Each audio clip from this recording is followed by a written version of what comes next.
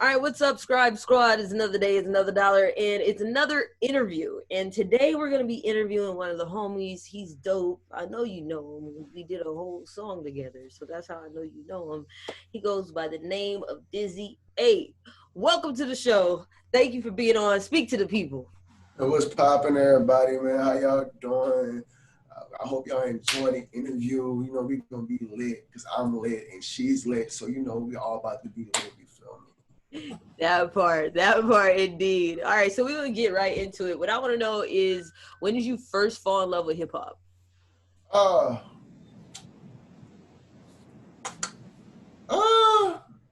when I was maybe like 8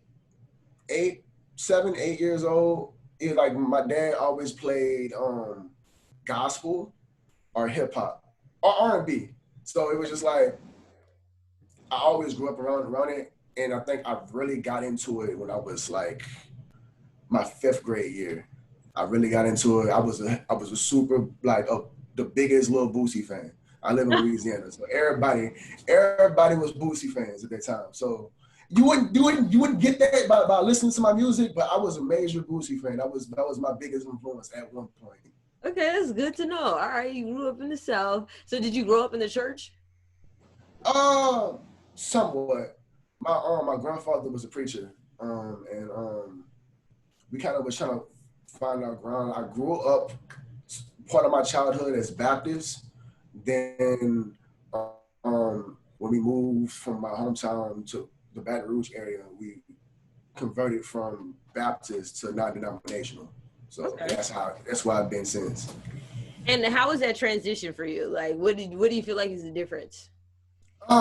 You're not bound by traditions that people make. You're more focused on what the Bible says, what the Word says, as opposed to traditions and rules that men have set up. Like that's my biggest thing with denominations and the difference between that denomination and non-denominational, because it's not so focused on, hey, you have to do it this way. It's not like religious. It's more of, hey, this is the Bible. We're teaching you what's in the Bible, and you have a personal connection with God. Your personal connection with God isn't, the relationship that you have with God is an individual relationship, not a congregational relationship. It's not everybody together. It's you with God. God deals with people individually. So. Okay, I feel it. Yeah, I grew up in the church. Every weekend that I wasn't at a soccer game or a track meet, I was at church. It was a Baptist church, but my Baptist church, it was very Bible based. So everything that we were taught was literally, they pointed out a Bible verse, if that makes any sense. I've visited other Baptist churches that are very, like you say, more so on a tradition side of like just saying things that are supposed to be happening or whatever, versus like actually you having a one-on-one relationship with God and with Christ. And so I found that to be interesting. I would say that, I don't know, because it's interesting though, because I grew up in the church that I had, and I had such a positive experience. Like, our youth program was very, like, the first time I ever rapped was at a church, and our pastor was just that cool to let us involve hip hop and like so many things, that I had such a positive experience, versus I know a lot of my friends have had like negative experiences growing up in church. I just feel like I'm probably, like, my church experience was probably the exception and not the rule. Specifically in the Baptist community, I feel like we were like the exception and the rule. And so Yeah, I in thought that was Baptist. interesting. And Yeah, you're in the in South though Baptist. too, so that Yeah, makes a so like difference. it's like our way or the highway. So it's just like it's people are very strict, and people have that holier than thou type of attitude, and it's just, you have to be careful with that. I know I've grown up, because I know me. I don't judge anybody. Everybody's walk is different. But sometimes when you go to certain churches and you live a certain type of lifestyle, they judge you a certain type of way, and that's the wrong way. And it has people who aren't connected with God and aren't in the Word. They look at Christians a certain way like that, because they're like, nah, yo, I can't rock with that, because as soon as I go up and I'm being judged, that's not how it's supposed to be. That's something I had to realize growing up. And that's something my parents, I've had wonderful parents. I know, being a young black man, that is very rare for a lot of That people part. like us. So Like my parents really, more so my dad really showed me, yo, hey, you might go to church and they might say this, but go and read it yourself because they can be wrong. They're human beings just like we're human beings. So it's just having that connection for yourself. And a lot of people go to church and just listen to the pastor. They ain't even learning nothing like that. You gotta That go and part. dive in on your own. You gotta go and pray. You gotta go and show yourself proof. So it's just it's a want. You have to want to do that. Not be forced into something. You have to want and yearn for that. I agree. And we can talk about that for hours, man. But okay, so because I feel like non-dominational for me is like more of like it's like a spiritual connection, right? So I'm gonna ask you this question. So for me, I consider myself to be a Christian too. So like as a Christian, I feel like, and I believe in the law of attraction and like manifesting your destiny.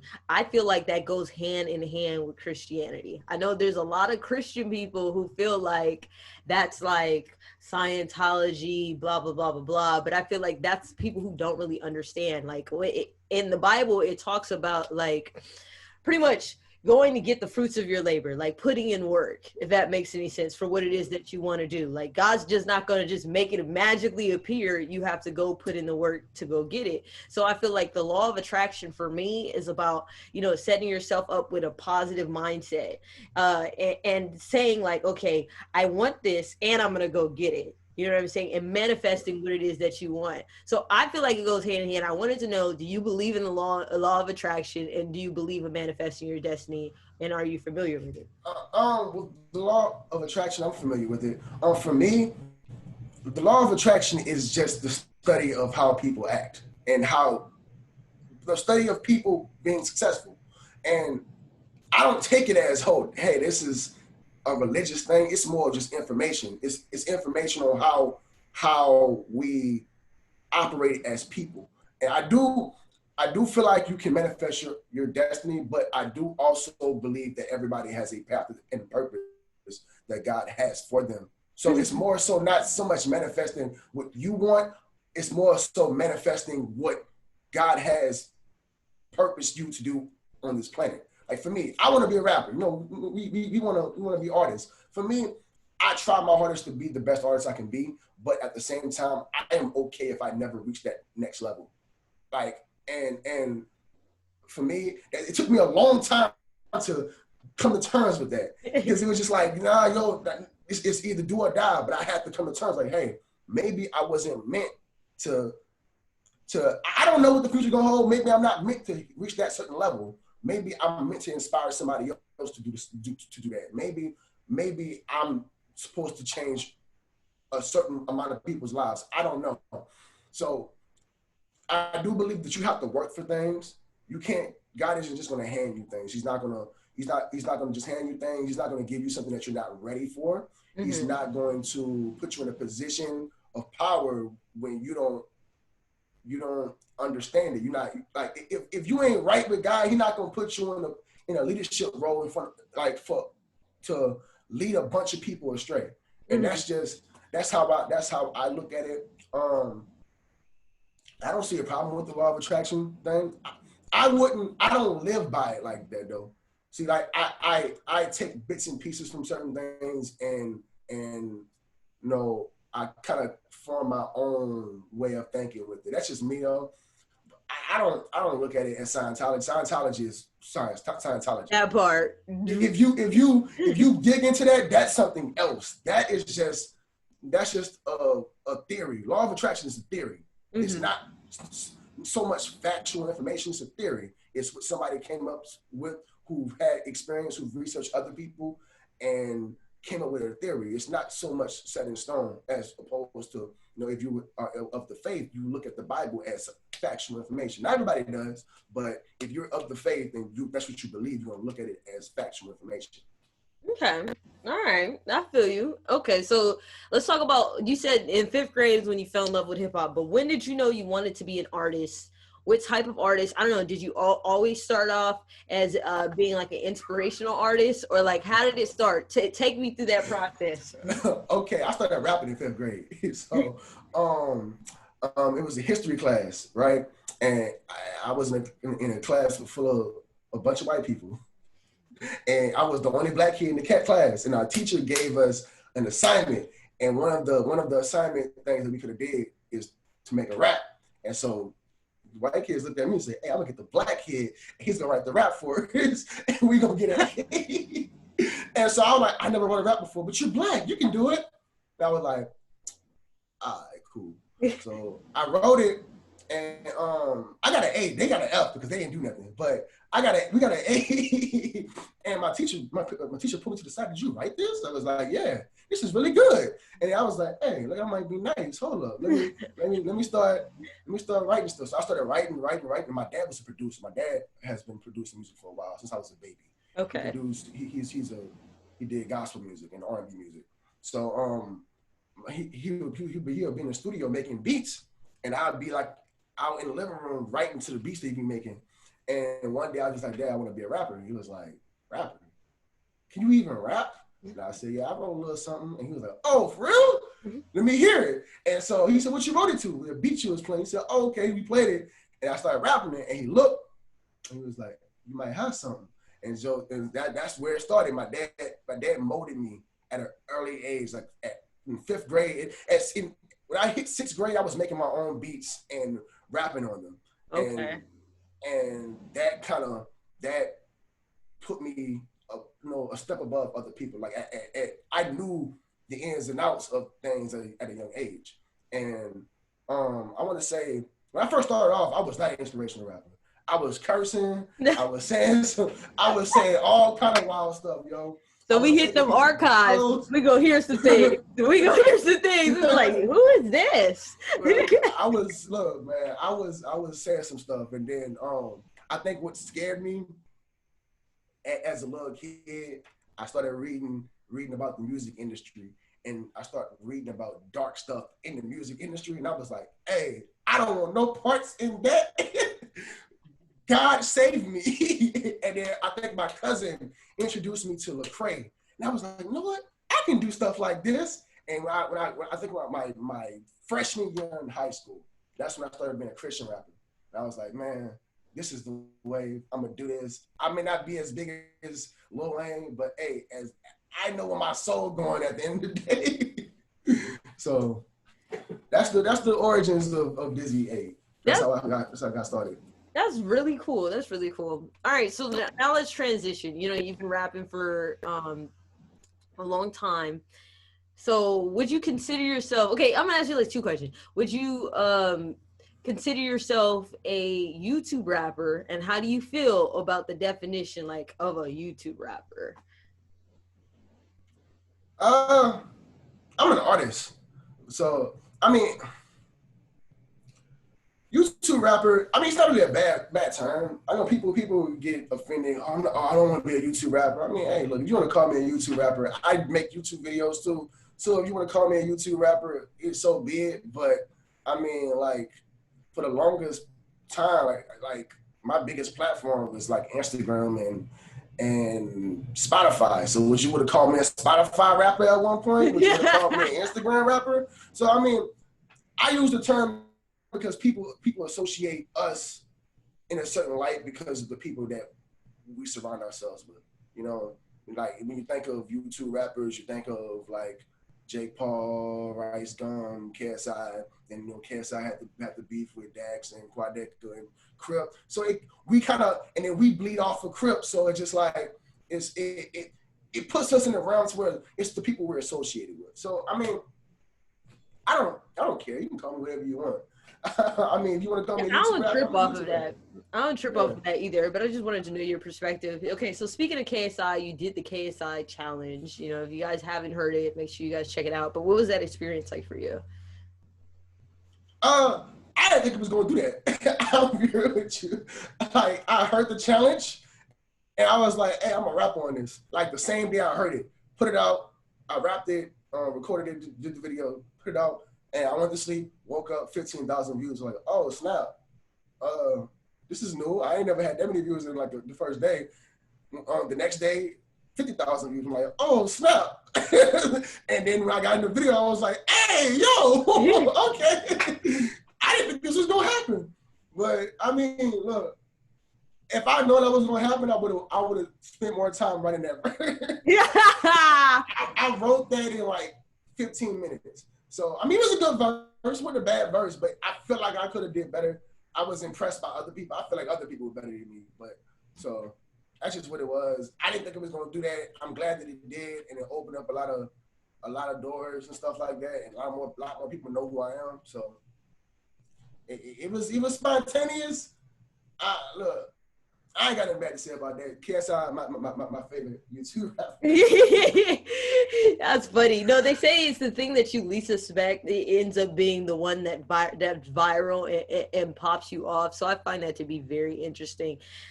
So have you thought about signing to a label? Do you want to remain independent? If so, who have you been approached by anybody? Let us know your. I'm independent. I mean. I'm signed to my own label, but I'm independent. I've had my own record label since I was like 12. So I don't see myself ever signing to another label because then I feel like I'm splitting my asset with other people, and I'm not good with splitting my assets with other people, especially with the climate nowadays. You don't really need a record label to be successful. Mm-hmm. So I'd rather be independent and keep all of my money. Give God his 10, but keep my money. Then get into a 360 deal, and I'm only getting 5% of what I actually make. That part. People don't be understanding the business behind things. Well, what they see is that, and I mean, to play devil's advocate, though, it depends on like what is important to you as an artist. To a lot of people, just being popular is a lot more important than to have, the financial security or just a lot of these artists don't be writing their own music. Like certain aspects of artists that are signed to major labels, people don't really get to see because it's like all behind the curtains. And some people just want to be famous. And if that's what you want, then there's a route for that. But I find that to be interesting. Yeah, me personally, I'd be open to like a partnership with the label, if that makes any sense. Not like signing to a label, because as a partnership, it's like I'm coming and you guys are doing certain aspects for me. Maybe you're doing like the marketing aspects, and because you're doing that, you get a percentage of this or that. But like a full on 360, no, I'm good off of that. I'm not finna do all the work and then you get to reap all the benefits. That doesn't make any sense. It's slavery. People don't realize that's slavery. It's slavery. So it's like they make you do, and then people don't realize when you sign to these labels, it's not like you're signing for like albums. So it's like you're signing for like a certain amount of albums. You have to realize that it's just not all make this amount. You might make 100 songs that never reach the album. That part. And when you like 5 albums deep, you done made 500 to 1,000 songs. You're gonna be burnt out by that time. So like for me, I can't sign to a label. It just I have to be in control of what I do. And for me, music isn't my main focus. My main focus is reaching people and impacting lives.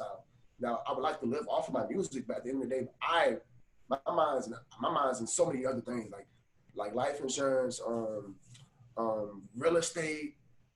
I want to like stocks and stuff like that. I feel like in order to build your wealth, you have to have multiple streams of revenue. Mm-hmm. And music is dope, but there's not a lot of money in music nowadays because of just how easily accessible music is. Music is people don't have to pay for it like how they used to. Like, yeah, we get paid off for streams, but let's be honest, the streams that they're paying us, they shortchanging us. It's pennies. Exactly. It's like the amount of money we make off of streams ain't, like for me, if I get 100,000 streams, I'm only seeing like $400, $500. That's that part. It's not. That's not any money. Like exactly that part. So I do music, but money ain't my main goal. Fame ain't my main goal either. So it's just like I do music for the people that need it. And I make music for people that need it. Sometimes I need it. Sometimes I be going through stuff and I gotta vent it. And that's the way I look at making music. So like as far as where I'm at right now, Now, if it gets to a point where I'm making millions, you know what I'm saying? I ain't gonna complain, you feel me? I ain't gonna complain, but that ain't the goal. That ain't the goal. And I think when you have that mindset, if a record label comes to you and, hey, we're gonna sign you for a 5 album deal, we're gonna give you a sign-on bonus of $100,000. I'm gonna look at you like, no, I'm not taking that. I don't need that. No. That part. So, like, really, what people really want to do is get the sponsorship. You want to get sponsored. Mm-hmm. That's what you want. You want people to. You want like Nike or like some of these clothing brands to sponsor you.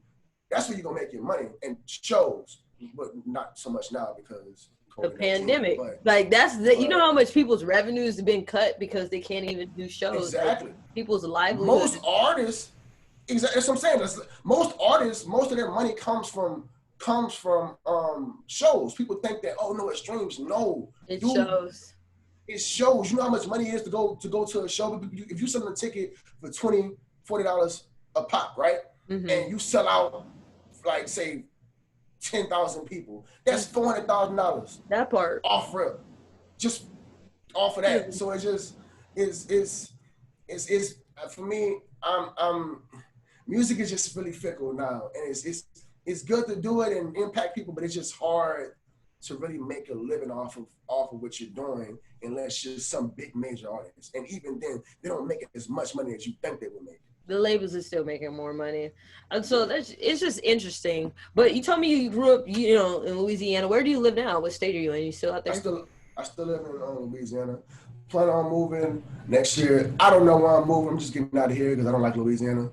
Louisiana is a very, I'm not gonna say oppressive. It just brings you down. There's nothing here. People say New Orleans. New Orleans is an evil place. I don't want to be there. Like if you go to New Orleans, bro, people think about Mardi Gras and they're like, yeah, it's dope.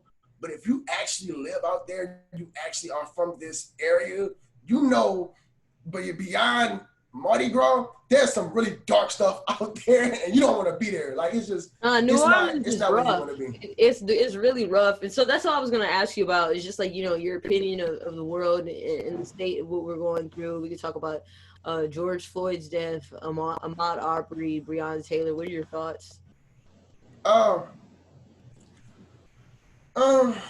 With that, it's you get tired, man. It's just. You're tired of seeing people being killed, and people gotta understand racism is a thing. It's a matter of the heart. It's something that's been put in you as a child, and it's one of them things. God gotta work with people, and for me personally, I don't think racism is ever gonna go away. It's never gonna go away. Somebody's always gonna be racist. That's just what it is. Mm-hmm. And we can say, oh no, but we're not going to be able to change people's opinions on things. It's just that's something guy has to work with somebody. Like if somebody legitimately feels like they're better than another person and that that other person isn't worth it than them, I can't change that. I can't change your mindset on that. So I think right now the best thing I can do is educate my people. Once you educate once Black people know, hey man, we gotta stand up for ourselves. We have the power to change things. We can do this, we can do that together, and not just riding is cool, but there's no leadership. So it's just like a bunch of people riding, but what are you really accomplishing? You're not really accomplishing nothing. You are, but it's small. You're making noise, but if you're making noise with no direction, it's gonna eventually die out. And I don't know who's gonna be a leader. I know I can't be no leader. I know for a fact I ain't gonna be no leader. That's just not who I am, and God didn't put it in me to do that. But you need somebody to lead, and when you don't have that, and it's just so there's so much wrong with the Black community. Just so many different dynamics that people just don't know. One. People don't understand history. Don't look at the history. People don't understand generational trauma. They don't understand the habits that are formed from that generational trauma and how it impacts the Black family. And there's so much to that. I plan on doing a video on it eventually. I just want to get my facts together, but there's so much into why things are the way it is right now. And I can spend a couple of days talking about solutions, but at the end of the day, it's a God thing. It's a God thing. I agree it's a God thing, and I also agree that I feel like it's a systemic problem that we can if with unity, that's something that we could fix as people in culture, but we have to be active participants. Like Yeah. it's great that we protest. It's great that we have these conversations. Like the next action to me is voting in our local elections, making sure that we're having what you call an extreme impact on the officials that we choose in our cities. Because yes, the presidential election matters. Yes, our Senate, yes, our Congress, all that stuff matters. But at the end of the day, and these day-to-day issues with which we call police force in your area, or day-to-day systemic racial issues, and just certain practices, we could literally vote in our city elections, and a lot of these things would be changed, like if we were active participants. And I feel like part of not being as African American people, part of us not being active participants has to do with, those generational issues and trauma that we've experienced of trying to do things and things just not change. So I think a lot of people kind of just went with, I'm not going to say sleep, but just was like, it's never going to change. And then that's how it just keeps happening and happening. But now I feel like people there's a reawakening of awareness and a hyper alertness. And one thing I will say about this time around, compared to like the civil rights era of like the 60s, I do see a lot of people not of color like joining in more so than like if you look back at some of those protests in like the 60s, it was predominantly African American people. So like I do want to acknowledge the fact that I feel like our generation has a lot of people, white people, that are on the same page as far as making a change. um I really just find it to be interesting. I hope we can get to a better place in society. And I hope that all this work that we're doing could really be a catalyst for change. But I find it to be interesting if you look at kind of like the domino effect of 2020. It's like the dice and everything was set up to roll this way. If you think about it, like we had a whole pandemic where millions of people lost their jobs. Millions of people were at home. You know what I'm saying? Not only that, African American people were more likely to die than people not of color. So you're talking about you lost your job, you more likely to die from the particular disease. And then on top of that, then we're going to throw in, we already been dealing with racism. Then y'all going to have us sit at home and watch somebody die on video for 8 minutes. Like twice. Like, you know what I'm saying? Like, of course it's gonna pop off, because not only is it gonna pop off, it's gonna pop off for a long time, because ain't nobody got no jobs to go back to. Remember, like before things would happen, people would only protest on Saturday and Sunday because on Monday they had to go to work. Ain't nobody going to work. So it's protests 24/7, and it's just like you want to talk about the roll of the dice of apocalypse. Like it's just it's a domino effect, one thing after another, and then it's not like our leadership in the White House is better. You know what I'm saying? It's not exactly. So I mean, it's like you said earlier about like people of our generation isn't really like they're standing with us. Like this is a change, it's been a shift. Racism was in the 80s, like in the 50s, 60s, 70s, and 80s and stuff like that. So the people that were like racist are getting old, and their children are growing up, and a lot of these children who their parents may have been racist, they're going to these mixed integrated schools, and they're like, my friend's black. He's nothing like how my dad said. Maybe he tripping. And then like they grow up, they become men, and then you see things like that happened to George Floyd, and people just be like, man, dude, that was my best friend that happened to. And it hits home now, because at one point it was okay. At one point when you had whites on one side, blacks on one side, if something happened to a black person, it wouldn't bother them because you're not a part of my life. When you mix and you have black people that are part of your life that impact your life in a positive way, it's gonna be like, nah, yo, this ain't right, and you're gonna want to stand up for it. So that's my take on that. I feel like I love seeing I love seeing white people stand up for it, and I love seeing that. I feel like more people should do that. Like if you're silent, it's like you're not. It's like you're indifferent to it. I Like feel like if you're you part of the see, problem. I feel like if you're silent, you're a part of the problem to that's me. what I'm saying. It's like watching a kid get bullied and picked on and beat up, and you just standing there. You watching, bro. You're literally a part of the problem. Like, you need to say something. You need to do something just like everybody else. But we could talk about that for like hours and hours. But it's time we gotta get back to the music. You just dropped a new song yesterday. Tell us about the new song. Tell us what else you're working on too. The new song I dropped yesterday. Okay, I forgot to put a disclaimer at the end of that video. That song is not about me. It was about a kid that brought his situation to me, and he wanted me to make it into a song. And I forgot to put a disclaimer. I was gonna put it in my pinned comment, but I literally dropped the song and then took a nap.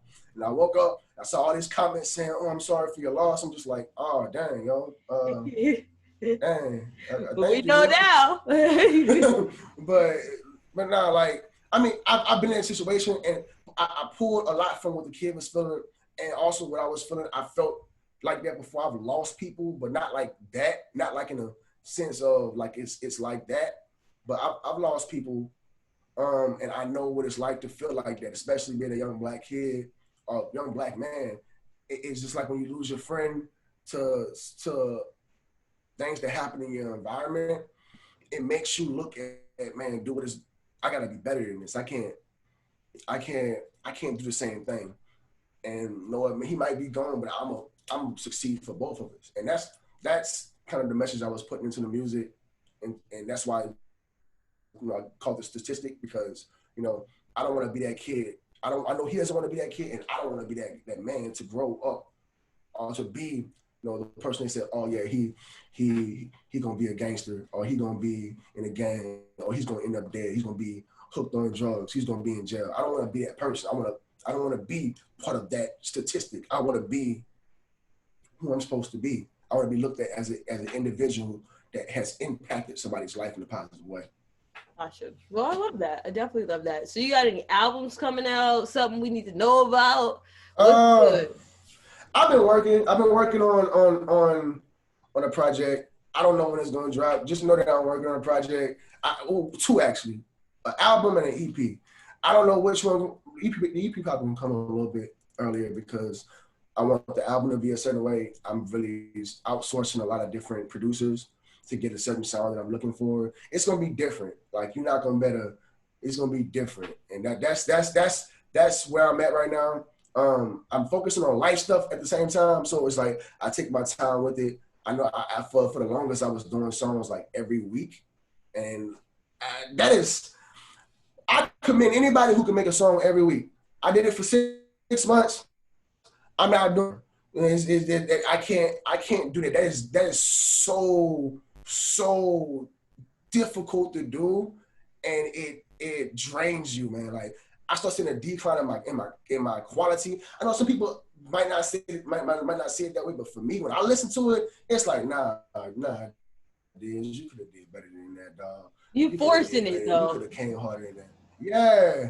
So it's just like, man, I'm taking some time to reevaluate how I want to approach things. That's why like I'm doing different things on my channel other than just music, because I just need time to just step back and gather myself, because I don't want people to feel like I'm you losing stuff. You feel me?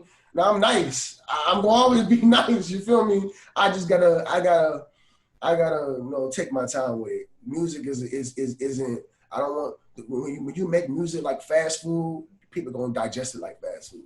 Mm-hmm. This is true. That's true. Now I couldn't have said it better than that. Well, I appreciate you being here today. Make sure you guys, check them out on everything. Shout out your socials real quick so they can follow you. You can follow me on Twitter at DizzyEight. DeeZyEight. Or you can follow me on Instagram at DizzyEight. DizzyEight. And you can subscribe to my YouTube channel because we lit over there. Well, you heard it right here. You know what I'm saying? It's the kid. It's your girl ScribeCash. We got DizzyEight here, and it's going down. We'll see you guys next time.